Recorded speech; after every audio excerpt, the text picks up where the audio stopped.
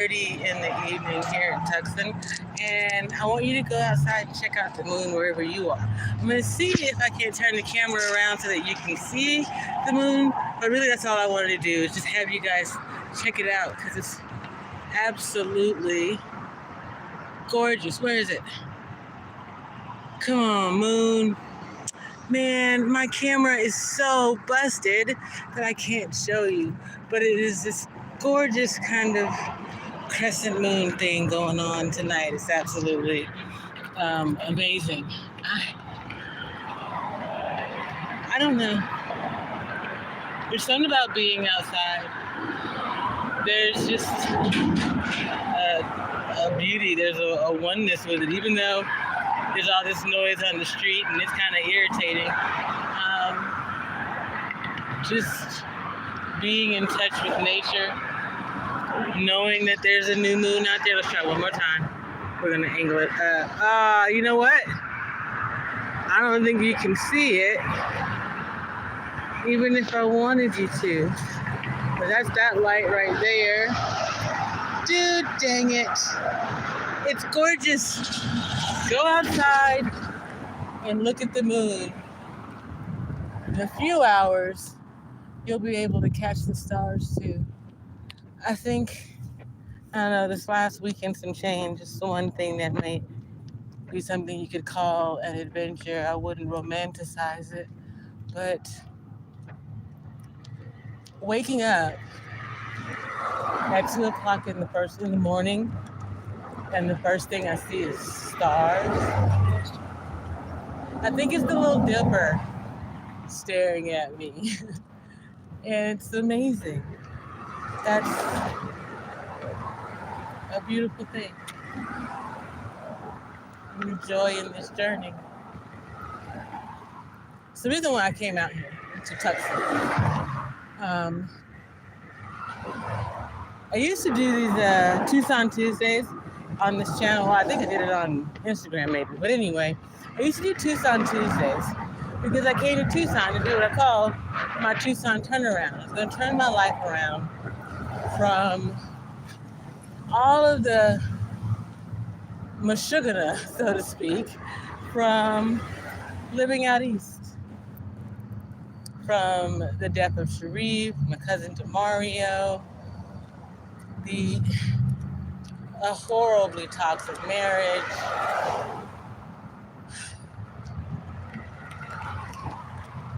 things I just needed to leave behind me. So I decided to go somewhere where I knew no one would come and find me.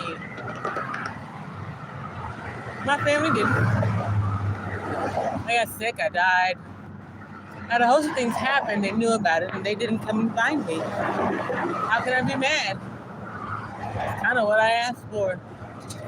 But it gives me a clear understanding of how I'm feeling. That's part of turning my life around. Letting go of the people, places, and things that don't serve me. And while it's family, it's never served me. Don't get me wrong, being a wife and a mother, those things did, certainly. They were beneficial to me, my family, my children, you know what I mean? So it served its purpose for me. But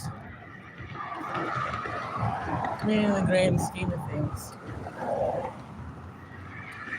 I was listening to this reader today. I don't think y'all know when y'all, never mind. Anyway, like I said, get outside and check out the moon. Put your feet in the grass. Get to know the world around you. Look up at the stars. When you were a child, especially if you were my age, you had to learn the constellations at some point. Do you remember any of them? Do you know where they are? Cassiopeia, Orion's Belt, the Big Dipper, the Little Dipper. Oh, there's so many more. Do you know them? And more, I'm sure, since the last time I really thought about it. You know what? Shout out to Arshawn Dave. Because right in this moment, that Blues Planet song has come to mind. Well, the sun's a hot star, and Mercury's hot too. Venus is the brightest planet, and Earth's home to me and you. Mars is the red one, and Jupiter's most wild. Saturn's got those icy rings, and Uranus spins on its side. Neptune's really windy, and Pluto is really small. We wanted to name the planets, and now we've named them all. I think Pluto is the planet for me, only because small is what I would like to be. Not because I want to diminish my shine for anybody else, or I don't want to be seen, or any of those things. I just want a chance to try it. To try peace. To try not having to take the lead. To try not opening my own door.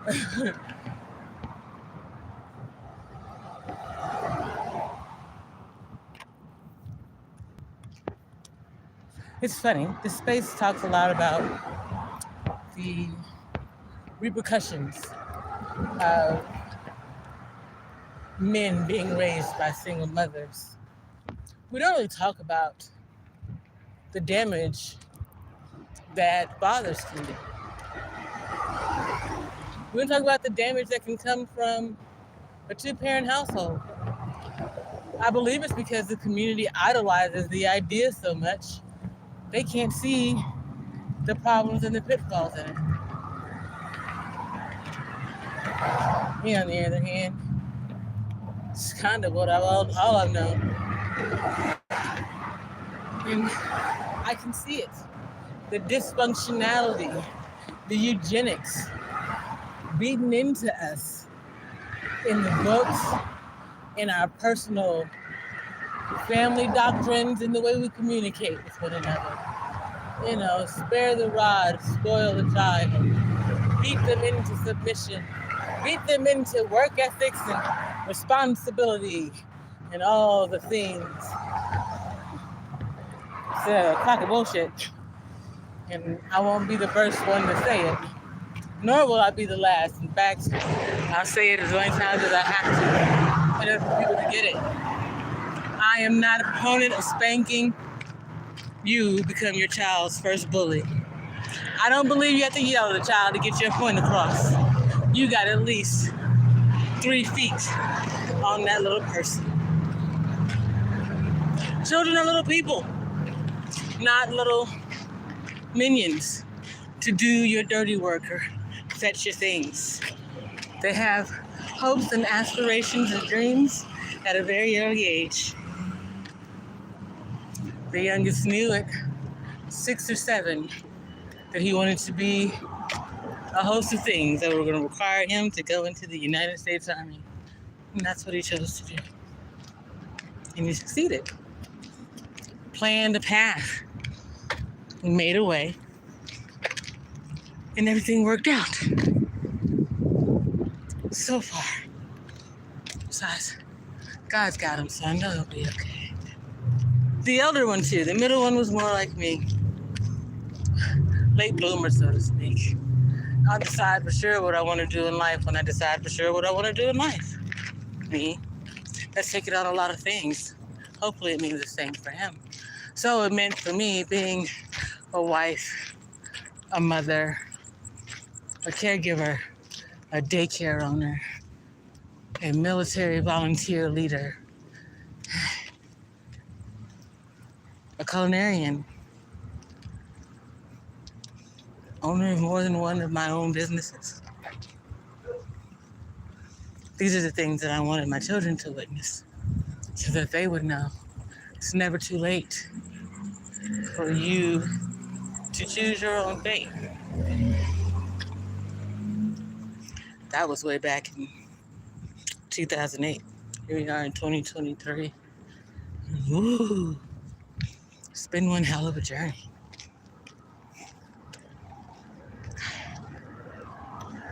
Put so many things into place, and I work so hard.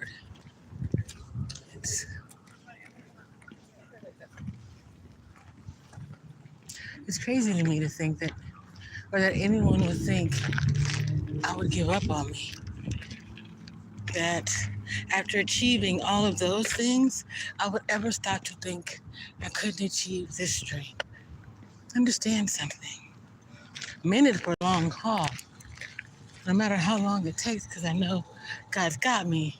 He's promised me this thing. He's shown it to me in multiple ways and just in visions of grandeur or something like that. You know what I mean?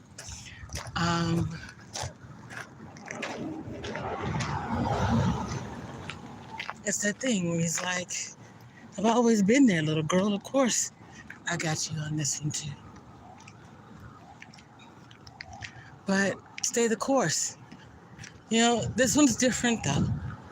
When you go to school for something, there's a rubric, a metric, a roadmap for how to do it. When you choose to become an independent artist in a land of cookie cutter concepts, well, you gotta go your own way. You might have to go around things that other people might plow right through. You might have to stand on something that people have never seen. You certainly have to believe in the impossible dream, because no one sees your vision but you and God. Until you find a loyal one or two who are like, yeah, I see you. I got you. I know what you're about. I'm going to help you out. This is what I can do to support you. I see you are going to succeed. Of course, everybody wants a return on their investment. But isn't success, isn't that the return? Outside of that, of course, you negotiate a fee. Thank you for being there for me, supporting me. I know you're not doing it out of the pure goodness of your heart. So, how's 2% to start?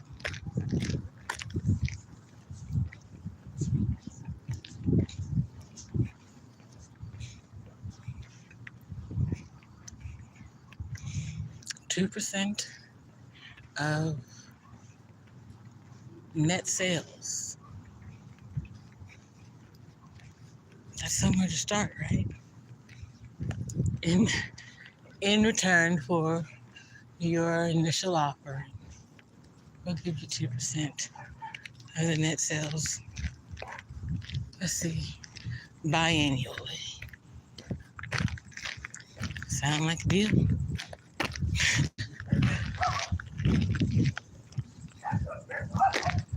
From there, anything is possible. But we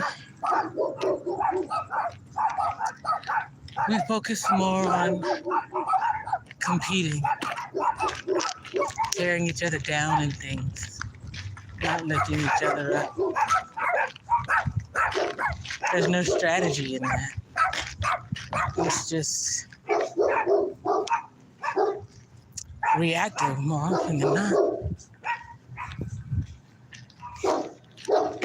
That's one of the things about being in this space. Spirit told me I would have to be proactive instead of reactive. We need to learn the lay of the land and then figure out how to do things differently so it would be difficult for people. I knew they'd copy me. I didn't have the means and the backing that some of the other people did. But I had intuition, ingenuity, and most of all, patience, resilience,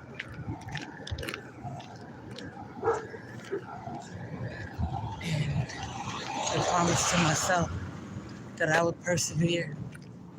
I wouldn't overcome, but I would transcend. And And if transcending means transmuting the negative energy around me and becoming some type of alchemist rather than selling my soul to the devil to be at the bottom of a totem pole,